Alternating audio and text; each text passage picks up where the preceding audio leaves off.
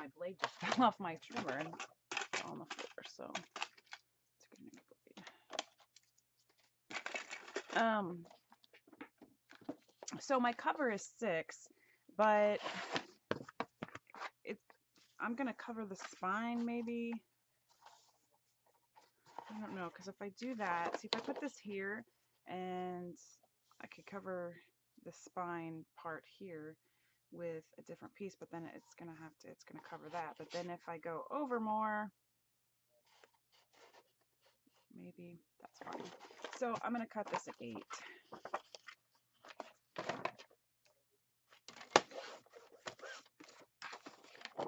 I'm gonna do the same to this back piece.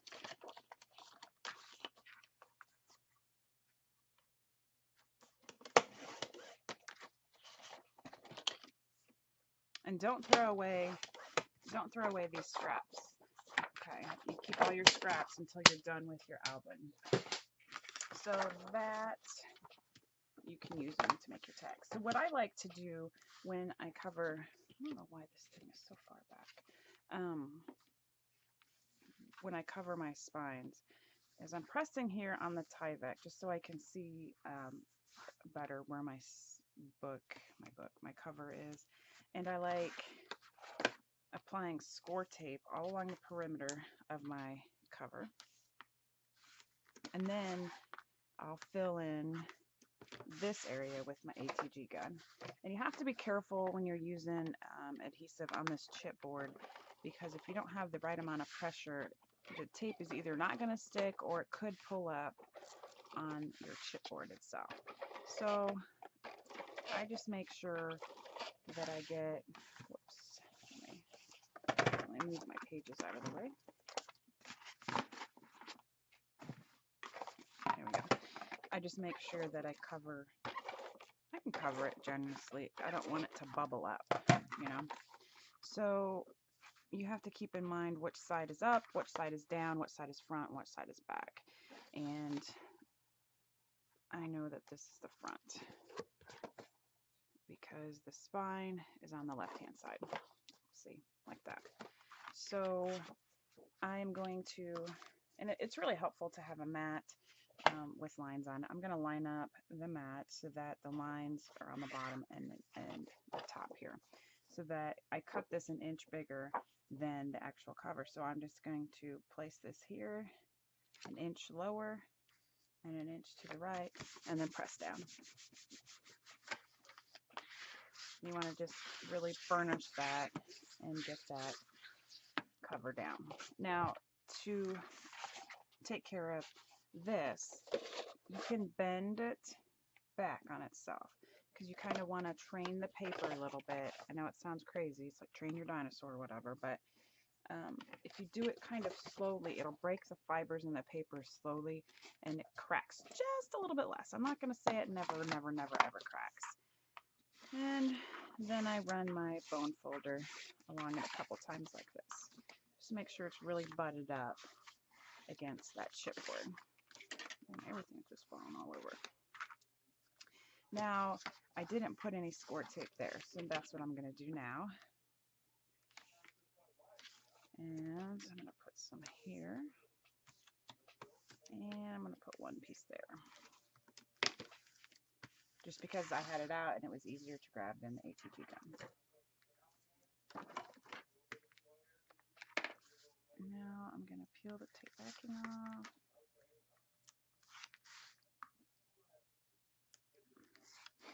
And I'm just going to open the book on itself like that. That's all I'm going to do. Now, because I've creased my paper here, there's a square. And I know that they make little shims and jigabobbers and everything, but really it's not that hard to cut it. You just want to leave, you know, like maybe a scissor length between where you're cutting and the chipboard spine for wrapping. That's all. I mean, it's not rocket science. I mean, sometimes, yeah, I mess up, but I'm not going to go out and buy a utensil for it. So then now I'm going to put my score tape on the chipboard and then on the paper. I like doing that. I don't know why. I just think it's better that way. You don't have to do it that way, but you know, that's how I like it. So I'm just, you know, making sure all the score tape's stuck down so that when I go to peel it up, it doesn't jack with me. Let's see if this thing works. Yeah, that's not any better. I'm just trying to avoid getting fingernail polish all over everything, because when you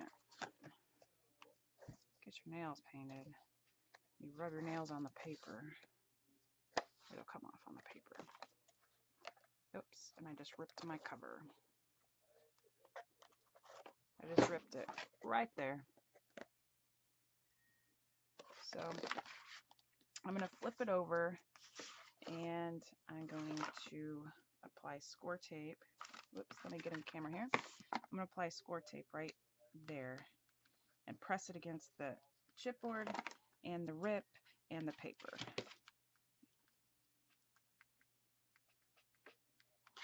So that score tape will hold your paper together, and it'll also hold it to the spine.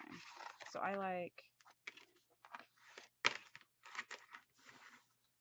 that was not cool.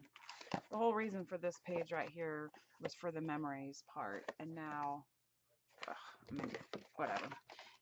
I didn't think I was down that far, but oh well. Maybe I will use rub-ons that say memories and put my own on there. So I like doing the two small sides first and then flipping this over. And then I will flip it over and cut off that little tail. Kind of round it off a little bit, but you don't want to cut too close. Now this is the part where the score tape was. Okay, so that is the front cover. I'm going to do the exact same to this side, and I will fast forward this part now.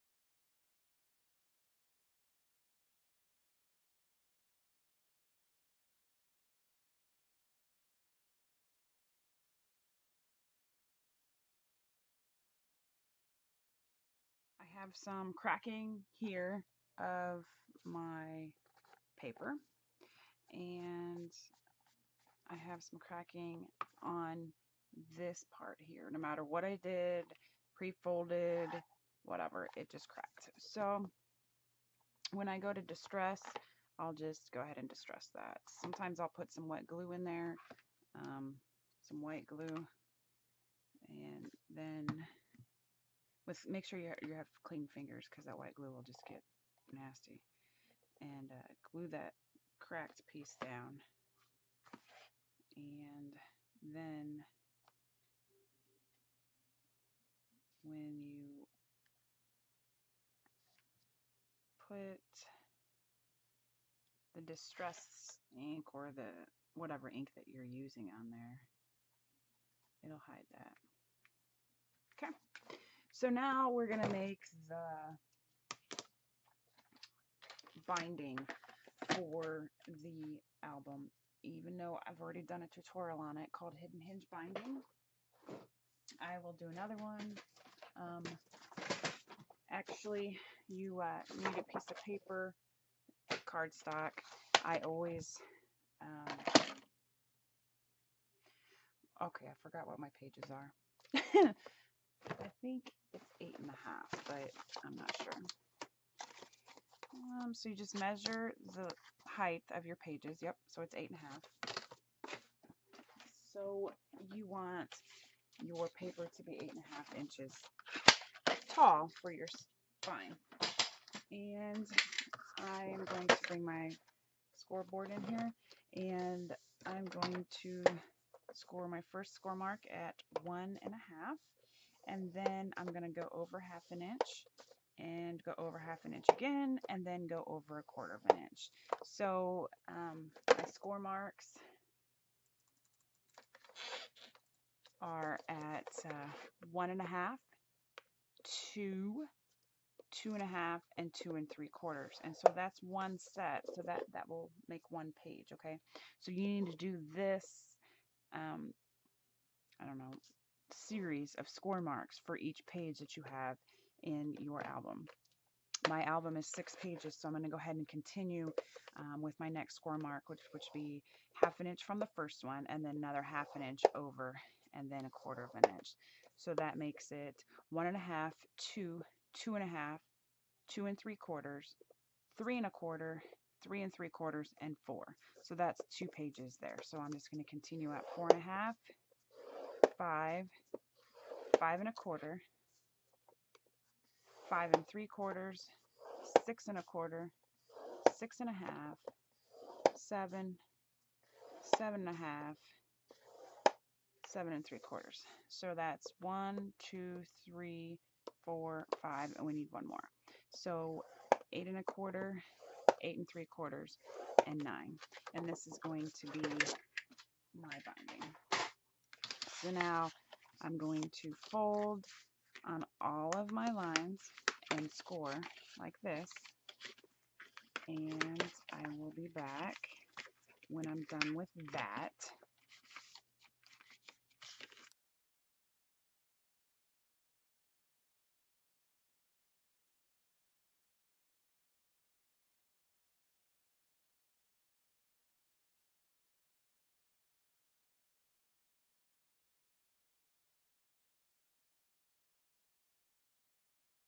Tape on the first 1/2 inch mark all along. So right here's a 1/2 inch mark, here's a 1/2 inch mark, here,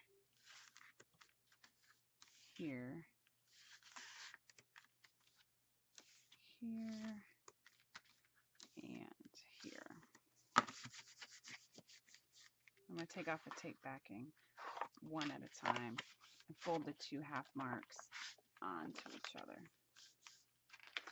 So take off this tape backing, and this is a 1/2 inch, and that's a 1/2 inch.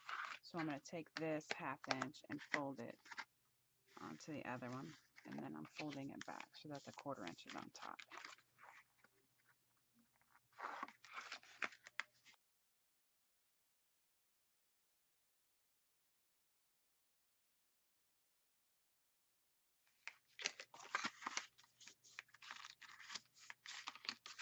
Now there's 6 flaps, and I'm going to place score tape on each side of the flap.